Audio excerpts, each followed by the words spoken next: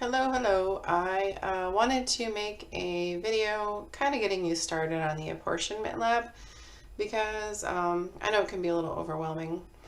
So you're going to start with a blank sheet and we're going to try to make things look, oops.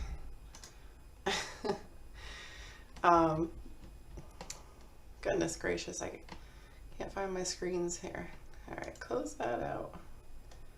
Minimize that.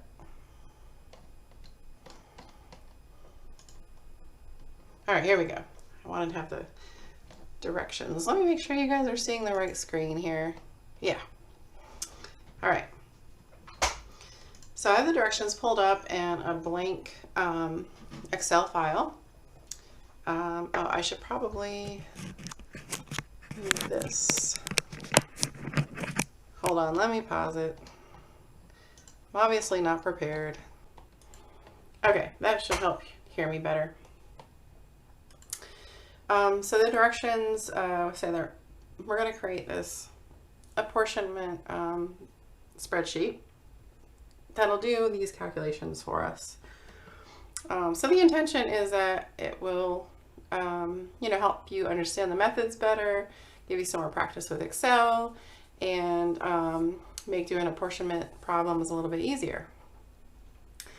So the first method is Hamilton's method. So I'll just type Hamilton's method, and we're going to merge and center those cells, and I'll also give it a little color, maybe gray. And then we're going to need 11. Well, let's see, how many options are there for this one? There's 4. So I don't need quite so many. Yeah, we'll just grab 9, and if that's too many, that's okay. Put borders around everything. So in this case, we are doing, instead of county, we're doing subject. And the subjects are math, English, chemistry, biology. And then the next one we'll have population, the number of students enrolled. That's 330, 265, 130, 70. All right.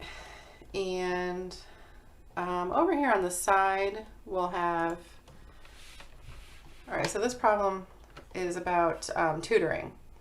So we want to put different tutors in different areas. Hopefully these tutors can tutor in everything. So tutors are, there's 15 in this case. Yep. And then divisor, we have to calculate that. And then we'll just put a little border around that too, and just make it look nice and neat. So these we can sum up by just clicking the little auto sum thing here, or one of the other methods if you'd like. So that gives you the total. And then your divisor is just going to be equal to, and then I'm going to reference this cell, so just click in it, divided by this number. All right.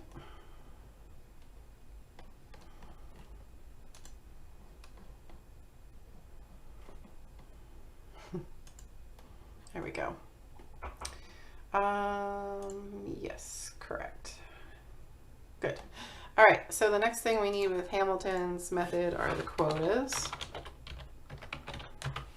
And that's just a simple arithmetic of division. So you're dividing the number of students in math by the divisor. So it's going to equal this number divided by this number. And we want to use cell references because that way I can just drag it down. However, it's going to give you this problem because when I divide by H3, I want to always divide by H3. So I need to put the, what are those called? Dollar signs around it to make it an absolute reference. And now when I drag it down, it's all good. So we don't need a sum of that because that's not going to be very helpful. So we got to do our lower quota, which we will want a sum of. And the lower quota is just dropping the decimal on the quota. So we're going to use that round down function. So you can double click to open it. And I didn't want D5. I don't know why that popped in. I want this one. And then we don't want it to round to any decimal places. So you say comma 0 and then hit enter and drag it down. And this, we do want an auto sum. So that only gives us 14, meaning that we have one tutor that doesn't have anywhere to go. So the method, I'm going to put number of tutors here. And since that runs off, that looks kind of unprofessional. And we know how to fix that now. We click wrap text. And now it just makes it so that it can all fit there. All right, so the Hamilton's method says that you take the one with the largest number after the decimal point. So the choices are 2, 4, and 3. So it would be this one would get bumped up to 3. And then the rest stay the same. And if I sum those all up, it's 15. So that one is done. So we have the number of tutors assigned to each one using Hamilton's method. So you'll just keep doing this type of entry, and with, let's see, the formulas do get a little more complex, but I think if you just read in the book, like for Jefferson's method, how to get the quotas with the modified divisor, it's just simple division with the round down.